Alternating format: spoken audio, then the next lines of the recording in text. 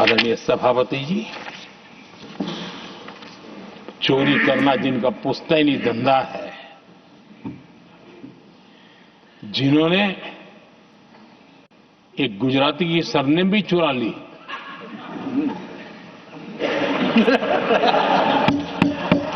महात्मा गांधी की सरनेम चुरा ली, ये लोग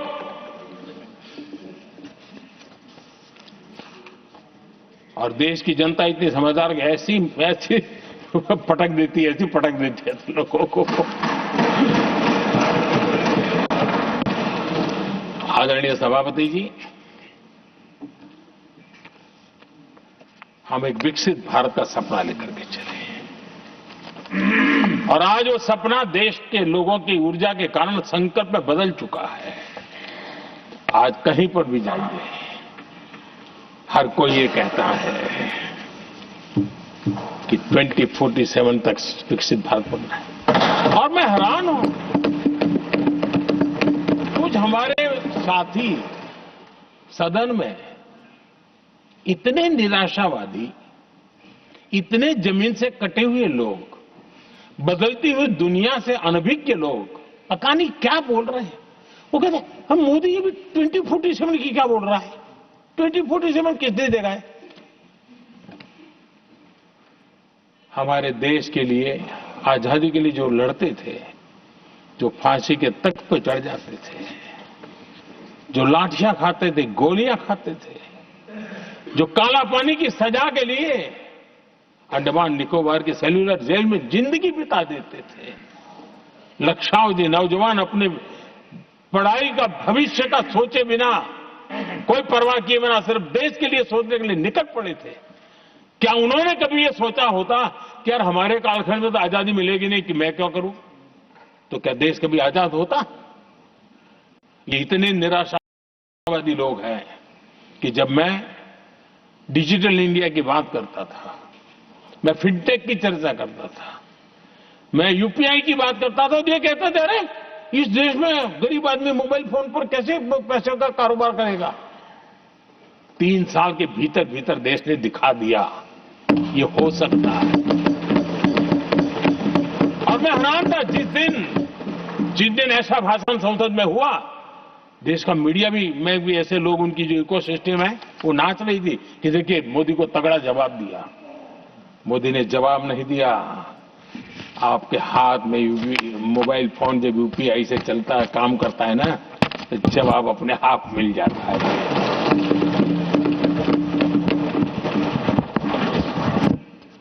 आदरणीय सभापति जी,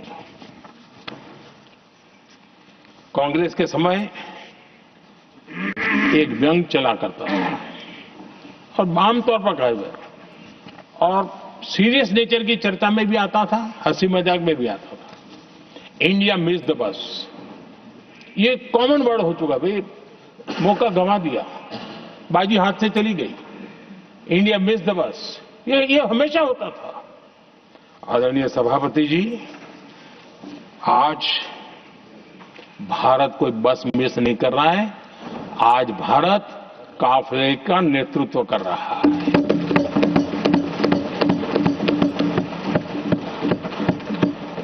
आदरणीय सभापति जी, देश का भविष्य उज्जवल बनाना है, वर्तमान भी उज्जवल बनाने के लिए अविरत कार्य करना होता है। हम विकसित भारत के सपने के लाइट में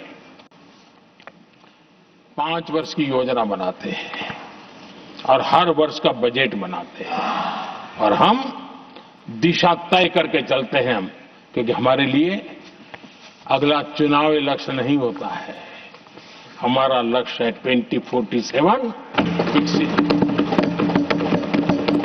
अरे चुनाव तो आएंगे जाएंगे, मेरा देश अजरा अमर रहने वाला है और हम देश की युवा पीढ़ी के हाथ में समृद्ध हिंदुस्तान देने का सपना लेकर के चले।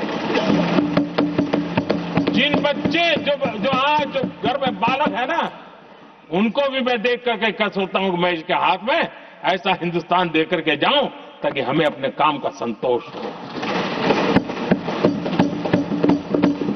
2047 की और 2047 की ये बातें करते हैं।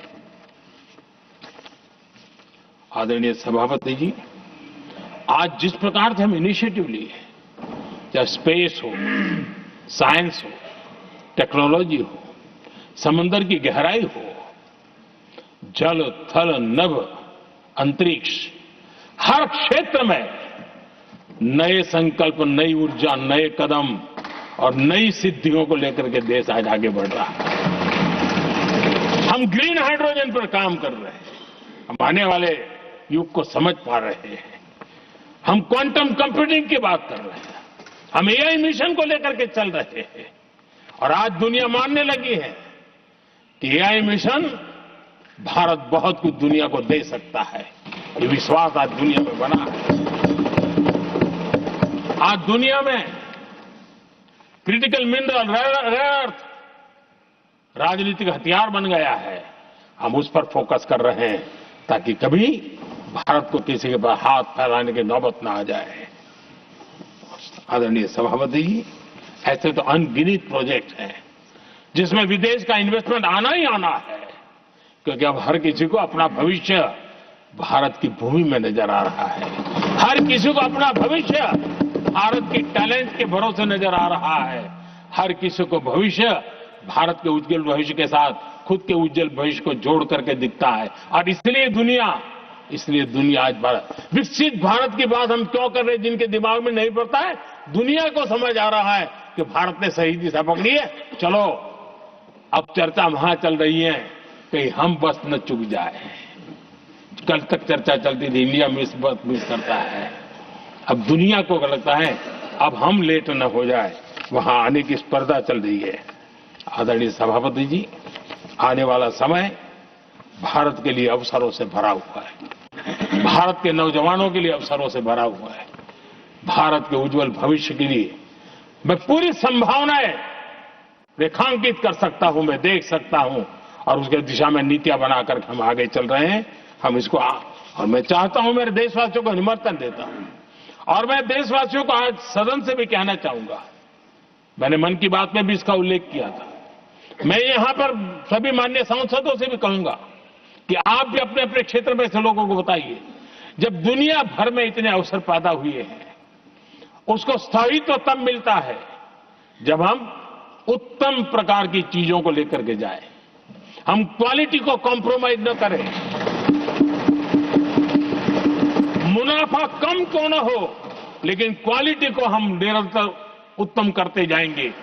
इनोवेशन करना पड़ेगा, करेंगे, रिसर्च करना पड़ेगा, करेंगे, प्रोडक्ट में मटेरियल बदलना पड़े तो बदलेंगे, लेकिन हम दुनिया में क्वालिटी की दृष्टि से उत्तम हो, तब जाकर के जो आज राजनीतिक दृष्टि से जो निर्णय होते हैं उसका बेनिफिट लेने के लिए हमने पीछे नहीं रहना चाहिए।